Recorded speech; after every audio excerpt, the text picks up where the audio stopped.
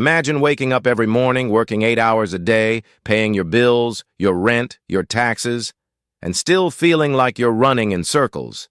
Now imagine, somewhere in the same city, another person is sleeping peacefully while his money is working for him. That's the biggest secret of our world today.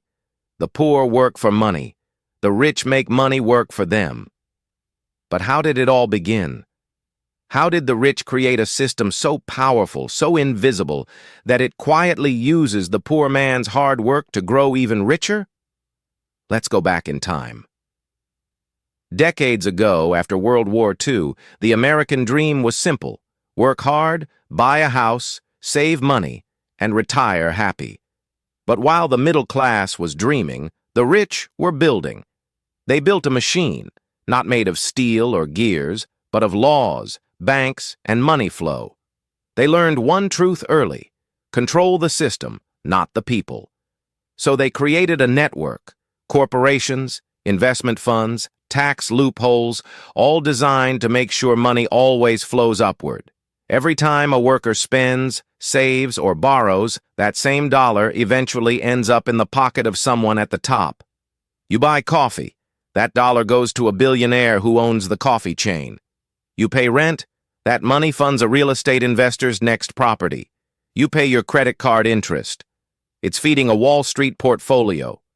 And the most shocking part?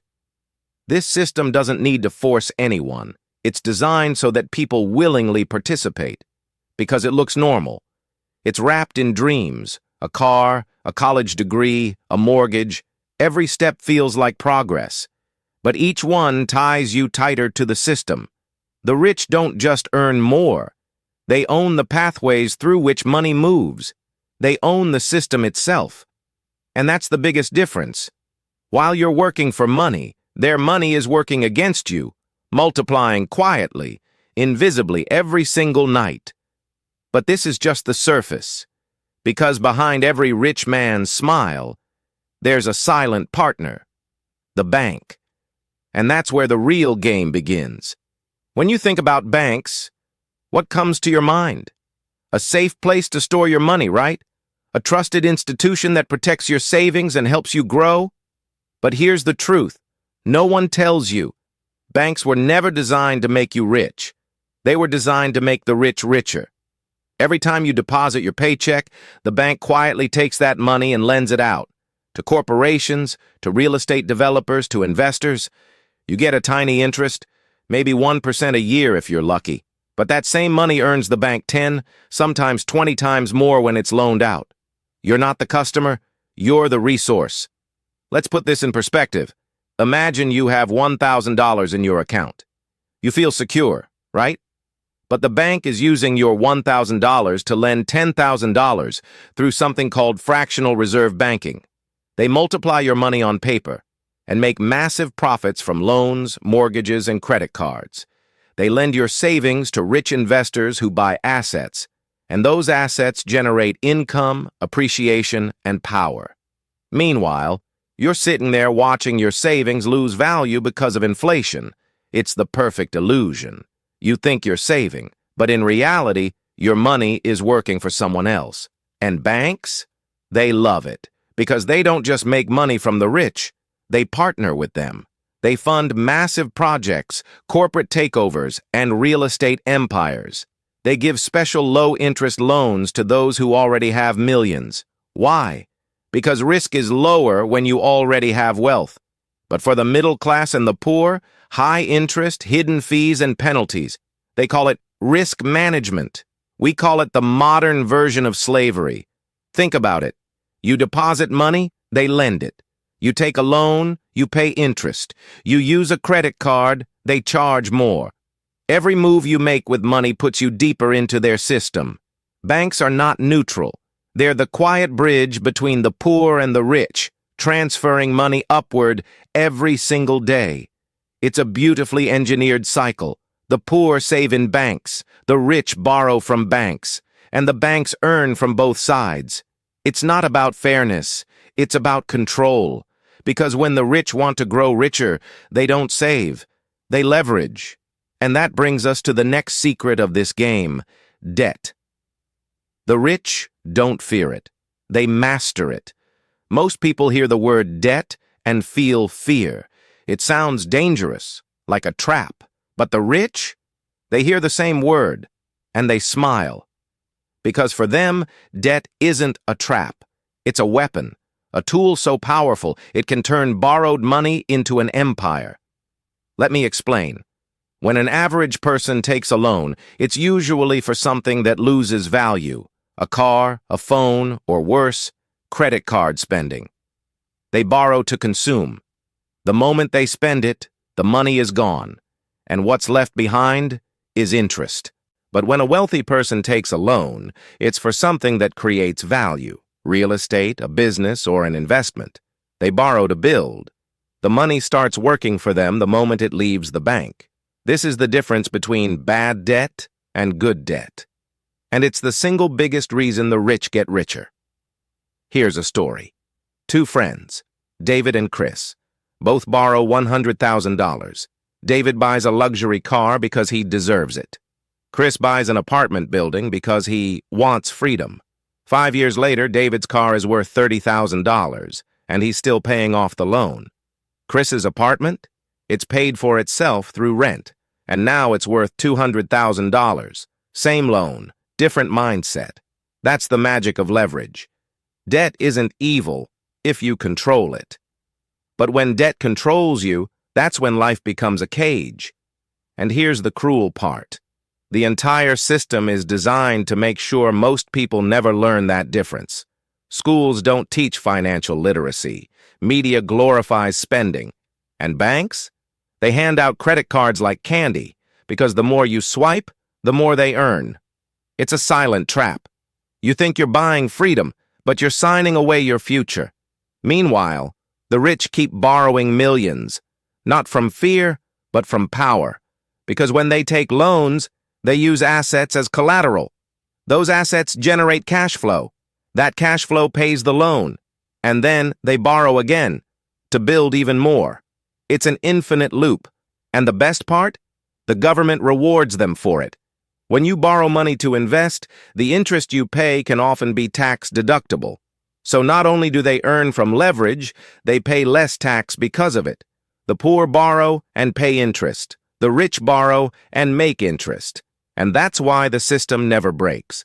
Because as long as the poor fear debt and the rich master it, the money machine will keep turning, quietly, endlessly, perfectly. But what happens when this machine starts breaking the people who feed it? When middle-class dreams start collapsing under the weight of interest and inflation? That's when we see the truth. Debt isn't the enemy, ignorance is. And those who understand the game are the ones who win it. You see, the biggest difference between the rich and the poor isn't money. It's mindset. Let me paint you a picture. Imagine two people standing at the same bus stop. Same weather, same city, same chance. One is thinking, how can I make it through this month? The other is thinking, how can I make my money work for me this month? And that single difference changes everything. The poor and middle class are trained from childhood to avoid risk. They're told, go to school, get a stable job, play it safe. But the rich, they're taught the opposite. They learn to manage risk, not run from it. They see money as a tool, not a reward. When they get money, they don't celebrate. They strategize. Most people think working harder will make them rich. But the rich know. You can't work your way to wealth. You can only think your way to it. Because there's a limit to how much your body can work, but no limit to how far your mind can grow. Here's the trap most Americans fall into. When they earn more, they spend more. A new paycheck means a new car. A promotion means a bigger house. That's called lifestyle inflation, and it quietly kills long-term wealth. But the rich think differently. They ask, how can I turn this new income into an asset that pays me every month? So, instead of buying a new car, they buy stocks that pay for the car. Instead of a bigger house, they buy rental property that pays for the mortgage. It's not about greed, it's about mindset discipline. The rich delay pleasure to multiply results. They know the game is long, and the one who stays patient always wins. Think of Warren Buffett, who still lives in the same modest house he bought in 1958. He could buy 10 mansions, but he knows real wealth isn't about showing money, it's about growing it. Meanwhile, the average American household drowns in debt trying to look rich. The truth? Most people don't want to be rich. They just want to look rich. They buy things to impress people who aren't even paying attention. The rich play a different game entirely. While most are chasing paychecks, they're chasing freedom. Freedom from time, debt, and dependency. They ask better questions, not, "Can I afford this?" but, "Will this make me richer or poorer?" And every time they answer that question wisely, the gap widens. That's the mindset divide. Invisible, but powerful. So next time you find yourself thinking, "I wish I had their luck," remember this. It's not luck that separates the rich from the rest. It's perspective, patience, and the courage to think differently. There's a story most people never hear. A story about two invisible thieves, taxes and inflation. They don't break into your home. They don't steal your wallet. They steal something far more valuable, your future. Imagine this. You wake up every morning, go to work, and give away almost half of what you earn before you even see it. It's gone. Taxes take their share first. Federal tax, state tax, sales tax, property tax, gas tax. By the time you finish counting, you realize you're not working for yourself. You're working for the system. Now, the rich? They play by the same rules, but with a different playbook. While the poor and middle class earn money, the rich create money. They don't get taxed like you do because most of their income comes from assets, not salaries. And the government? It rewards them for doing what keeps the economy alive, investing, building, and creating jobs. But here's where the second thief enters the story: inflation. It's quiet, invisible. Yet it eats your money while you sleep. Your savings account that gives 2% interest? Inflation quietly takes 5%. You lose 3% every single year, without ever touching your cash. It's the reason why your parents could buy a house for $50,000, and now the same house costs $500,000. It's why your paycheck feels smaller every year, even if the number looks the same. Here's the twist. Inflation doesn't hurt the rich. It helps them. Because they own the assets that rise in value when prices go up: real estate, stocks, businesses. While everyone else loses purchasing power, they gain wealth effortlessly. Taxes and inflation. Two invisible hands working together to squeeze the middle class. The first takes your income, the second takes your savings. And by the time you realize what's happening, the system has already won. The rich know this. That's why they don't save cash. They save assets. They let their money live where inflation can't kill it, in real estate, gold, stocks, or their own companies. So next time you hear someone say, "Just save your money," remember, in a world of rising prices and endless taxes, saving isn't safety. It's slow surrender. Because the real trap isn't poverty, it's believing you're free while your wealth quietly drains away. Every generation has a choice: to keep playing the same losing game, or to wake up and learn the rules that were never taught. The truth is, the system isn't broken. It's built this way. A system where the poor trade time for money, the middle class saves money, and the rich build systems that print money for them. You can hate it, or you can learn to play it. Because every time you pay a credit card bill, rent an apartment, or buy a new phone on EMI, someone richer than you is earning from that transaction. They've built the structures that make your consumption their income. That's the hidden game, the game of ownership. The rich don't just buy things, they buy cash flow. They buy assets that work while they sleep. They use debt as a weapon, not a weakness. They understand that money is not meant to be stored. It's meant to move. You see, the real education was never in your school books. It was in balance sheets, tax codes, and investment charts. The system taught you how to earn, but not how to keep what you earn, and that's exactly how the cycle continues. But here's your wake-up call. You can break it. You can start thinking like the rich, even before you become one. Start by learning what they know. Study money the way they do. Understand taxes, leverage, compounding, and value creation. Because when you start seeing the system for what it is, you stop being controlled by it. The first step isn't buying stocks or real estate. It's changing your mindset. The poor say, "I can't afford it." The rich ask, "How can I afford it?" That one question changes everything. You are not trapped. You're just uninformed.